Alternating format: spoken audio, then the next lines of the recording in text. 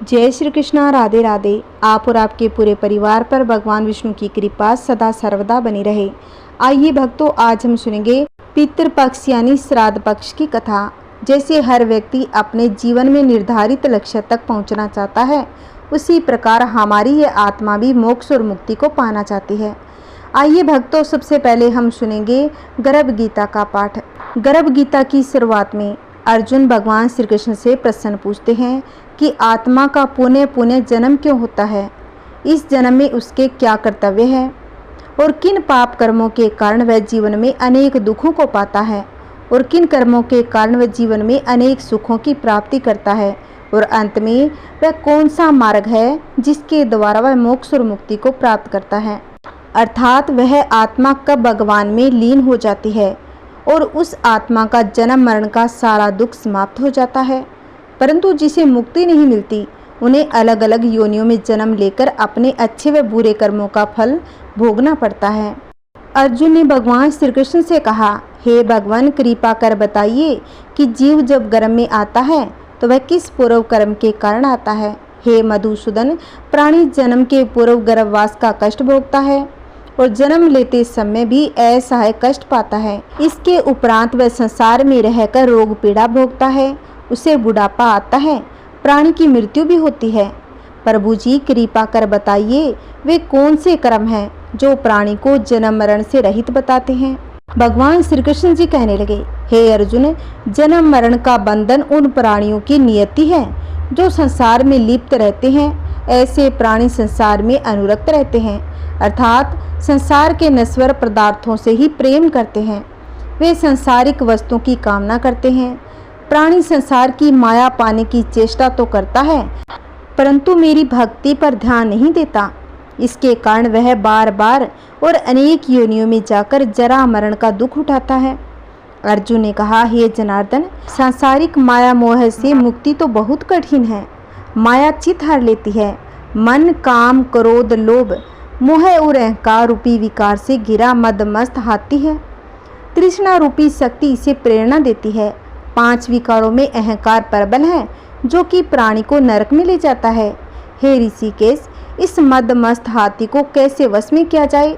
मन को भक्ति में लगाने हेतु क्या उपाय करना उचित है? भगवान श्री कृष्ण ने कहा, हे धनंजय, जैसे मदमस्त हाथी को वश में करने के लिए अंकुश की आवश्यकता होती है, उसी प्रकार मन को वश में करने के लिए अभ्यास द्वारा ज्ञान प्राप्त करना आवश्यक है। भक्ति और ज्ञान बार बार अभ्यास करते रहने पर ही प्राप्त होती है। अर्जुन ने कहा, हे मधुसूदन, आपकी भक्ति के लिए कोई वन खंडों में जा रमते हैं, कोई वैरागी बनकर स्थान स्थान पर भ्रमण करते रहते हैं। हे प्रभु, कृपा बताइए आपकी भक्ति कैसे मिल सकती है? भगवान श्री कृष्ण कहने लगे, हे अर्जुन, मेरी खोज में वन वन भटकते सन्यासी अथवा स्थान स्थान पर जाने वाले वैरागी मुझे तब तक प्राप्त नहीं कर पाते जब तक उनके हृदय में मेरा निवास नहीं होता। तप अथवा वैराग्य का अहं तो मेरी भक्ति पाने में बाधा डालता है। जटा धारण करने अथवा भस्म लगा वैरागी बनने मात्र से जीव मेरी कृपा का पात्र नहीं बन जाता। अहंकारी को तो मेरा दर्शन सुलभ ही नहीं होता। मैं शुद्ध हृदय वाले सत अभ्यासी ऐसे जीव को मिलता हूँ जो काम क्रोध मोह ममता और अहंकार से परे रहता है। अर्जुन ने कहा, हे माधव, प्राणी पंच विकार जनित प्रवृत्ति के कारण लौकिक जीवन नष्ट कर लेता है। हे मुरारी, कृपा बताइए वह कौन सा पाप है जिसके कारण किसी व्यक्ति की स्त्री असमय मर जाती है? किन पापों के फलस्वरूप अल्पायु में पुत्र मर जाता है? कौन से पाप के कारण व्यक्ति वीर्यहीन हो जाता है? भगवान श्री कृष्ण जी कहने लगे, किसी का लिया हुआ ऋण नहीं चुकाने वाला पति पत्नी हानि का दुख उठाता है, उसी प्रकार किसी की धरोहर को न लौटाने वाले का पुत्र अल्पायु में ही मर जाता है। किसी को सहयोग सहायता का आश्वासन देकर भी समय आने पर सहयोग न करने वाला वीर्यहीन होता है। ये सब अहंकार पाप है जो स्त्री पुरुष एकाकी भोगते हैं। अर्जुन कहने लगे, हे दयानिधे, किस पाप के फलस्वरूप प्राणी सतत रोगी रहता है और किस कुकर्म के फलस्वरूप बोझा ढोने वाला अघन्य पशु बनता है? भगवान श्री कृष्ण जी कहने लगे, हे अर्जुन, कोई सौभाग्य काशिनी कन्या को बेचने वाला सतरोगी रहता है। अभक्ष्य भोजन और मादक द्रव्य का सेवन करने वाला अधम योनि में जन्म लेता है। झूठी गवाही देने वाला भोजन बनाकर पंचकमल कर स्वयं भोजन करने वाला बिल्ली और सूअर की योनि प्राप्त करता है। अर्जुन बोले, हे प्रभु, इस संसार में जिनको आपने धन धान्य दिया और उत्तम साधन दिए तो उनका पुण्य क्या था? भगवान श्री कृष्ण जी कहने लगे, उत्तम रीति से सुयोग्य पात्र को श्रवण आदि दान करने वाला धन धान्य और वाहन आदि पाता है। सत्य सनातन वैदिक रीति से सुयोग्य वर को विधि पूर्वक कन्या का दान करने वाला उत्तम मानव योगी का अधिकारी बन जाता है।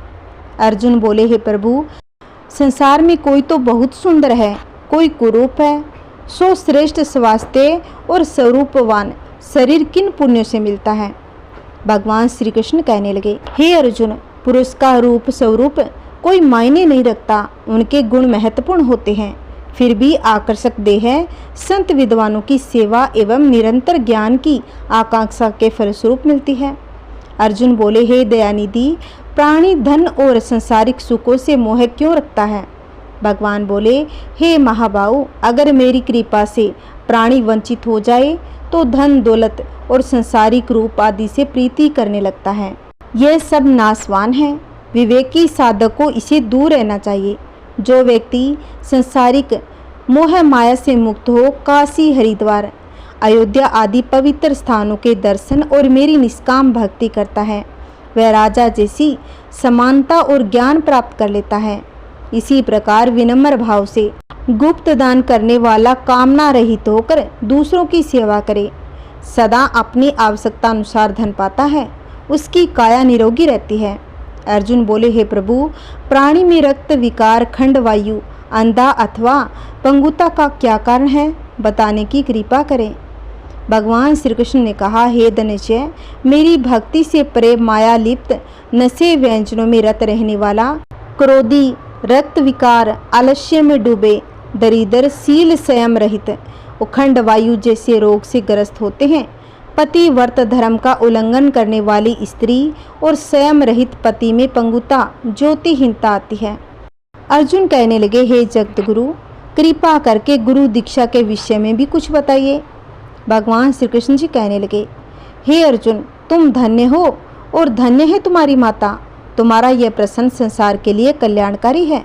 हे पार्थ, संयमी और इंद्रियों को वश में करने वाला कोई सिद्ध पुरुष जो इस भक्ति और परोपकार में लगा हो, गुरु रूप में धारण करे, अपने गुरु के मार्गदर्शन में मेरी आराधना करे, व्यक्ति गुरु कृपा से मेरी भक्ति पाता है। ऐसे गुरु से विमुख प्राणी सप्तग्राम को मारने का पाप भोगता है। उसका मुख देखना भी पाप है।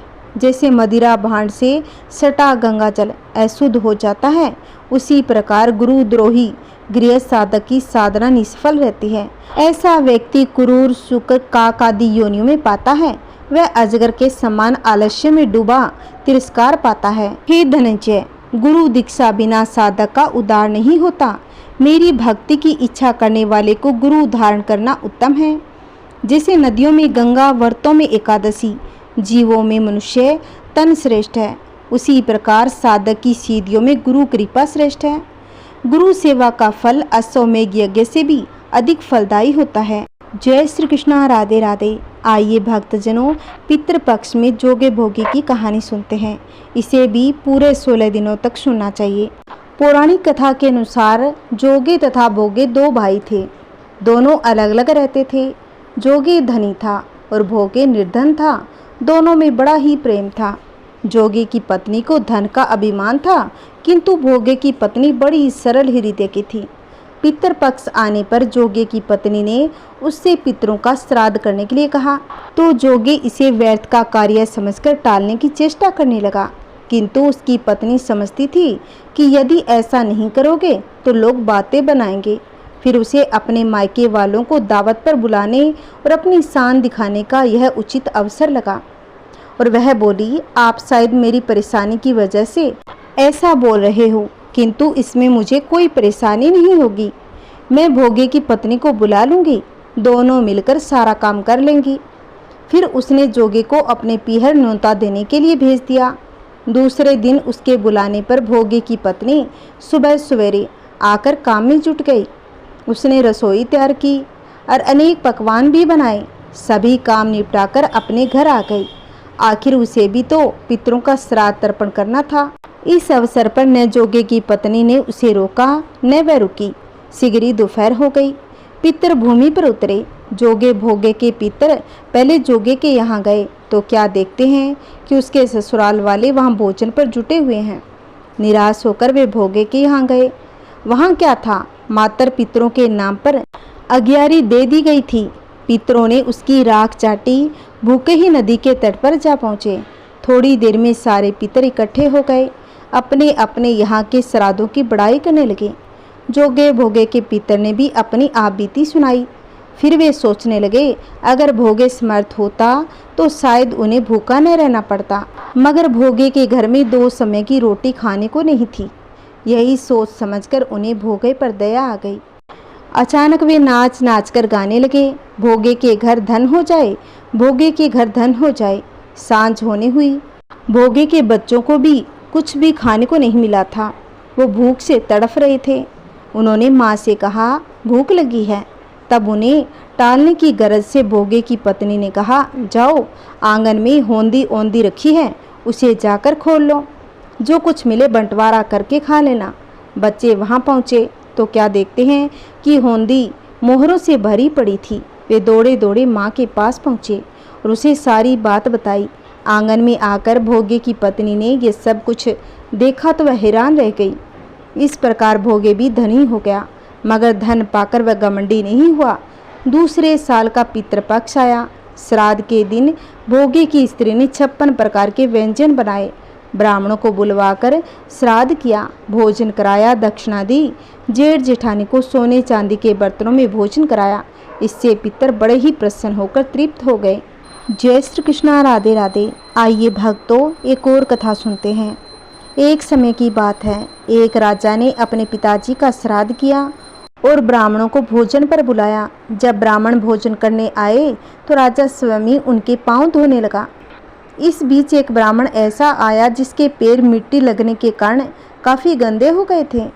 यह देख राजा को थोड़ा आश्चर्य हुआ, यूं कहें कि अच्छा नहीं लगा। राजा अपने आप को संभालते हुए बोला कि महाराज, आपके पैर तो काफ़ी गंदे हो गए हैं। इस पर ब्राह्मण थोड़ा मुस्कुराया और बोला, राजन, ब्राह्मण के पैर तो ऐसे ही होते हैं। इस पर राजा चुप हो गया। इसके बाद सभी ब्राह्मणों ने भोजन किया और राजा की तारीफ की। इसी बीच राजा ने पूछा कि सभी ने भरपेट खाया कि नहीं, उसके सत्कार में कोई कमी तो नहीं रह गई। इस पर सभी ब्राह्मण एकमत होकर बोले, राजन, जितना आपका सत्कार अच्छा था उतना ही स्वादिष्ट आपके द्वारा कराया गया भोजन। राजा देख रहा था, सभी उसके भोजन की तारीफ कर रहे थे, लेकिन गंदे पांव वाला ब्राह्मण कुछ नहीं बोला। इस पर राजा को एक युक्ति सूझी। उसने कहा कि जो ब्राह्मण अभी भी 1 लड्डू खाएगा उसे 1 सोने की अशर्फी दी जाएगी। यह सुनते ही सभी ब्राह्मणों ने 1-1 लड्डू तुरंत खा लिया, लेकिन गंदे पैर वाले ब्राह्मण ने लड्डू नहीं खाया। इस पर राजा ने कहा कि जो ब्राह्मण 2 लड्डू खाएगा उन्हें सोने की 2-2 अशर्फियाँ पुरस्कार में दी जाएगी। इतना सुनना था, ब्राह्मणों ने 2 लड्डू और खा लिए। इस बार भी गंदे पांव वाला ब्राह्मण ने कुछ नहीं खाया। ऐसे करते करते राजा ने 20 लड्डुओं को खाने की बात कहकर 20 अशर्फियाँ तक का लालच दे दिया, लेकिन गंदे पांव वाले ब्राह्मण ने एक बार भी लड्डू नहीं खाया। इस पर राजा ने उस ब्राह्मण से लड्डू न लेने का कारण पूछा। तब ब्राह्मण ने कहा कि राजन, ब्राह्मण धर्म तो संतोष रखना सिखाता है, जिसका उन्होंने पूर्ण ही पालन किया। उन्हें जितनी भूख थी उन्होंने उतना ही खाया। ऐसा नहीं कि अशर्फियों के लोभ में फंसकर वे अधिक लड्डू खाएं। ऐसा करने से स्वयं के साथ वो गलत करते हैं, धर्म को धोखा देते हैं। यह सुनकर राजा ब्राह्मण के पैरों में गिर पड़ा, माफ़ी मांगने लगा और कहा, महाराज, मैं आपके गंदे पैरों को देखकर आपका उपहास करने पर तुला हुआ था। हे ब्राह्मण देवता, आपने तो मेरी आंखें ही खोल दी। जय श्री कृष्णा, राधे राधे।